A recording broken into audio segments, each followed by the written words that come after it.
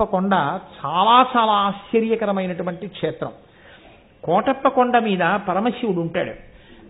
ఆ పరమశివుడు అక్కడ దక్షిణామూర్తి స్వరూపంతో ఉంటాడు. దక్షిణామూర్తి స్వరూపంతో ఉన్నటువంటి పరమశివలింగం ఉన్న ఏకైక క్షేత్రం బహుశः కొండ మీద నాకు తెలుసున్నంత వరకు ఆంధ్రదేశంలో కోటప్ప కొండ ఒక్కటే.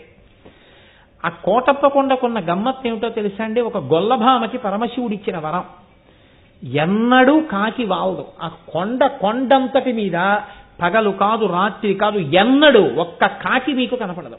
కొండ ఎక్కుతుంటే బోల్డని కాకులు కనపడతాయి. మీరు వెళ్ళేటప్పుడే చూడండి. మీరు కొండ ఎక్కుతారు కాబట్టి కోటప్ప కొండ ఎక్కేటప్పుడు చూడండి.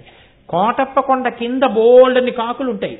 కోటప్ప కొండ ఎక్కడం మొదలెట్టినప్పటి నుంచి చూడండి, ఒక్క కాకి అంటే ఒక్క కాకి మీకు ఆ కొండ మీద వాలదు. ఎక్కడ ఓ చెట్టు మీద రాతి మీద వాలదు. కారణం, ఒక గొల్లభామ రోజు అక్కడ ఉన్నటువంటి శివుడికి తీసుకొచ్చి అన్నం పెడుతుండేది, పెరుగు అవిని. ఆయన తింటుండేవాడు. నువ్వు ఊళ్ళోకి రా అంటుండేది ఆవిడ. అంటే ఆయన నవ్వేసి ఉడుకునేవాడు. దక్షిణామూర్తి ఆయన నిశ్శబ్దంగా ఉండేవాడు. ఆవిడ ఒక రోజు తీసుకొస్తూ చల్లకుండా తీసుకొచ్చి అక్కడ పెట్టింది.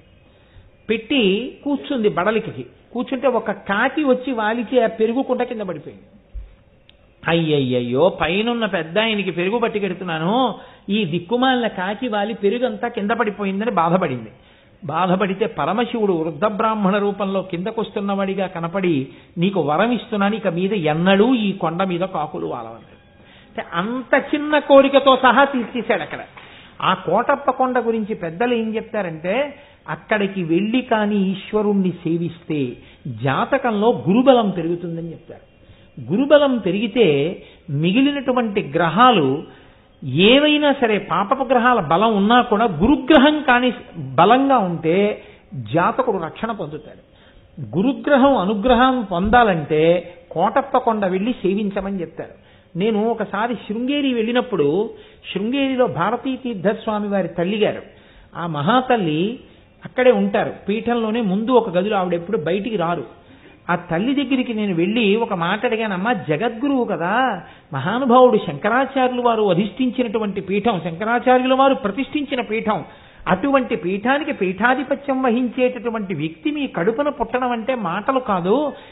ఏ పుణ్యం వల్ల అటువంటి మహాపురుషుడు పుట్టాడని మీరు అనుకుంటున్నారమ్మా? మీకేదో కారణం తెలుస్తుంది, తెలియకుండా ఉండదు. దయచేసి నాకు చెప్పండి అమ్మా అన్నాను. నాయన ఏముంటుంది నాయన చెప్పడానికి అన్నారు ఆవిడ. నేను అందరూ వెళ్ళిపోయాక మళ్ళీ అడిగాను. అందరూ వెళ్ళిపోయాక అడిగి లోకం అంతటికీ చెప్పుకొస్తున్నాను, అది వేరు మాట అనుకోండి.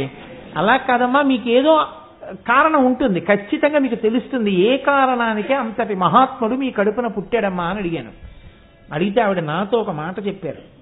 నర్సరావుపేటలోనే ఆవిడ కడుపున పడ్డారు భారతీ తీర్థస్వామి. నేను చిన్నతనంలో మా తండ్రి గారు ప్రతిరోజు కూడా మడికట్టుకుని కోటప్ప కొండ ఎక్కి పరమశివుడికి నీళ్లు పోసుకుని కిందకు వచ్చేవారు అభిషేకం చేసి.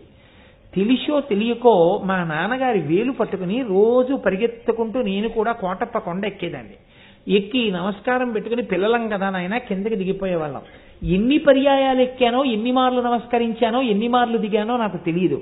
కానీ ఏ దక్షిణామూర్తి స్వరూపం జ్ఞానమూర్తి అక్కడ ఉన్నాడో, ఆ జ్ఞానమూర్తి సేవకి అన్ని మాటలు కొండెక్కిన ఫలితమేమో, అంతటి మహాజ్ఞాని, అన్ని వేదములు చదువుకున్నవాడు, అన్ని ఉపనిషత్తులు చదువుకున్నవాడు, శంకరాచార్యుల వారి చేత ప్రతిష్ఠింపబడిన పీఠానికి పీఠాధిపత్యం వహించగలిగినటువంటి మహాపురుషుడు నా కడుపున పుట్టడానికి కారణం అదే అయి ఉంటుంది అని చెప్పారు. కోటప్ప కొండ అంత ప్రఖ్యాతమైనటువంటి క్షేత్రం, మీరు చూసి తీరాలి. అవ్యాజమైనటువంటి ప్రశాంతత ఎంత గొప్పగా ఉంటుందో కోటప్ప కొండ. ఎక్కడెక్కడి వాటికో వెడతాం, ఇక్కడే ఉన్న అంత మహాత్మ్యం కలిగినటువంటి క్షేత్రాలని మనం వదిలిపెట్టేస్తుంటాం. అటువంటి కోటప్ప కొండ దర్శనం చేస్తారు. మీకు నేను ఇంకొక మాట చెప్తున్నా. శృంగేరి పీఠాధిపత్యం స్వీకరించడానికి ముందు భారతీ తీర్థస్వామి వారు వైరాగ్యంతో అక్కడికే వచ్చి కూర్చుని ఎప్పుడు వేద పాఠాలు చదువుకుంటుండేవారు.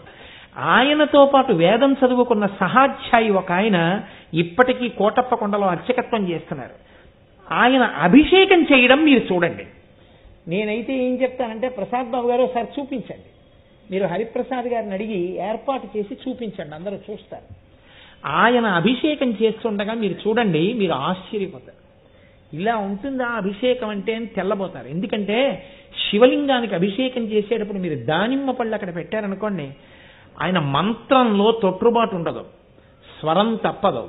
ఆయన దానిమ్మ పళ్ళు తీసి ఇలా ఈ చేతిలో పెట్టుకుని ఈ చేతితో పట్టుకుని ఇలా అంటారు, అంతే. దానిమ్మ రసం శివలింగం మీద పడిపోతుంది.